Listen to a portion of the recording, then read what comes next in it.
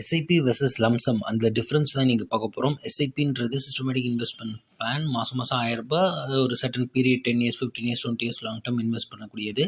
So எஸ்ஐபியில் என்ன நடக்கக்கூடிய முக்கியமான தப்பு என்னென்னா, 10 ரூபாவில் இருக்கக்கூடிய ஃபண்டு அது 100 ரூபா போனாலும் சரி 1000 ரூபாய் போனாலும் சரி அடுத்த 20-25 இயர்ஸ் அது போகும்போது நம்ம ஆவரேஜாக நம்ம பை பண்ணியிருப்போம்.